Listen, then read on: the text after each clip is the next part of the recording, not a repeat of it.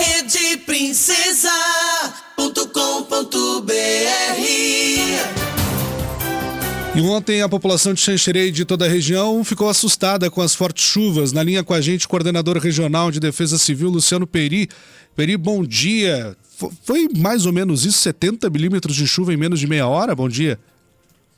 Bom dia a todos os ouvintes. Nós temos informações, né, que essa chuva foi bastante concentrada. E aí, conforme dados dos pluviômetros manuais aqui na região, no município de Xanxerê, chega, né, a 70, 77 milímetros em alguns pontos aqui do município. É importante dizer que em alguns locais, né, essa chuva foi extremamente concentrada, né, e intensa. Por isso, dos danos, né, que foram projetados aqui, como também em toda a região. Certo. Peri, agora, a gente falando de estragos, qual o panorama que se tem dos municípios aqui da região?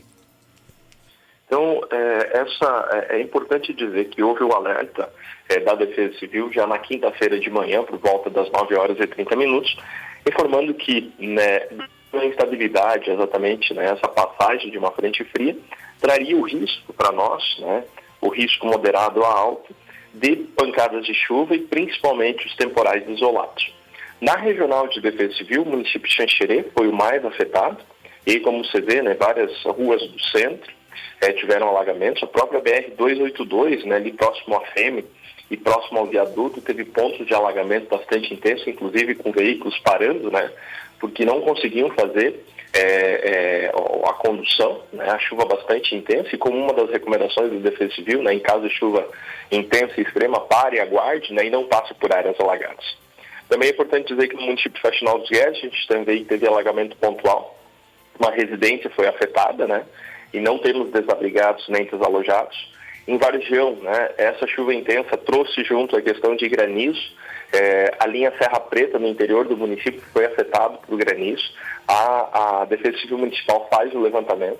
As informações iniciais é que foi um granizo isolado, não tendo afetado, né, edificações. Então, felizmente, não tivemos danos pelo granizo. E em Xaxim também continua a questão da chuva intensa, com alagamentos pontuais, e a queda de árvores, né, na divisa entre Xaxim e Cordilheira Alta, onde que essas árvores foram retiradas, foram cortadas pelo Corpo de Bombeiros, né. Em toda a região, Abelardo Luz, Bom Jesus, Ipuaçu, Ouro Verde e outros municípios tiveram queda de energia. Nós temos aí em torno de mais de 6 mil unidades consumidoras que ficaram sem energia por algumas horas, exatamente devido à queda de galhos, né, o próprio vento, né, acaba desligando a rede. As equipes estavam em campo, né, e já estão reestabelecendo. Menos de 10% dessas unidades ainda continuam sem energia, né. Esse é um panorama da nossa região aqui, Guilherme. Certo. Agora, Peri, aqui em Xanxerê, a gente viu sempre os mesmos pontos, mesmo com os alertas da Defesa Civil. A gente vê, por exemplo, a situação da Nereu Ramos, que chamou a atenção dessa vez, a própria Rua Papajão 23, ali próximo ao Ecoparque. Tem alguma previsão de outras bacias de contenção aqui para Xanxerê? A gente sabe que algumas ainda não estão em funcionamento para tentar mitigar essa situação. A própria questão do Ecoparque parece que resolve, mas não no todo, Peri. Guilherme, é bem importante, né? Existe um estudo que a Defesa Civil fez, onde que apontava, né, 5 bacias. As bacias estão sendo executadas, elas estão sendo implementadas, mas é importante dizer que com uma chuva dessa intensidade, né, nesse curto espaço de tempo, infelizmente, né, a tubulação não aguentou, não tem uma estrutura que aguente a isso, né. Você pode ver que em outros municípios, o exemplo de Faxinal, o exemplo de Xaxim também, acabaram tendo pontos de alagamento. Então foi uma chuva bastante intensa, num curto espaço de tempo, que gerou inundações e alagamentos, inclusive em outros pontos que não se tinha registros anteriores, ou os registros eram direcionados apenas em alguns locais. Então é importante dizer que as ações, né, para a questão da melhoria de drenagem deve ser contínua dentro do município. Isso é importante dizer que é uma ação do município que ele vem fazendo, vem trabalhando. Nós, como Defesa Civil do Estado, estamos orientando, estamos apoiando. E o outro ponto é a questão do túnel, né? Inclusive com liberação de recursos por parte do Estado e por parte do município para que possa fazer várias ações.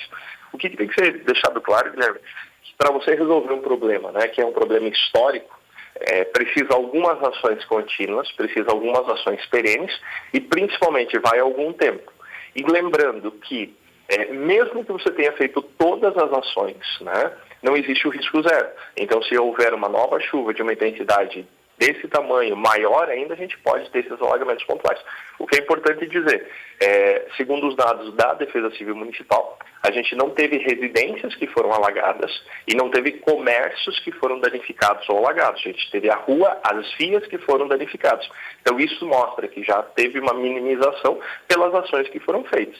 O ideal é que nós não tivéssemos nem a via alagada. Mas de pronto imediato, conforme o plano de contingência, as equipes foram para o local, isolaram, evitaram o trânsito nesse local, buscando exatamente minimizar o risco. E não só isso, né, Guilherme? A gente pede também a ajuda da comunidade para ver e identificar, porque muitas vezes uma sacolinha ou uma sujeira que vai para a boca de lobo acaba trancando, e isso também agrava nessas situações de chuva intensa que a gente tem hoje, continua alerta, né, e outras que possam vir. Certo. Peri, muito obrigado pela sua participação, pelas informações. Um bom trabalho nesta sexta-feira e a gente espera que não sejam levantados mais informações sobre estragos. Nós que agradecemos e lembrando que Defesa Civil somos todos nós. Nós conversamos com o coordenador regional da Defesa Civil, Luciano Peri, falando com a gente sobre a situação das chuvas aqui em Xanxerê, também na região.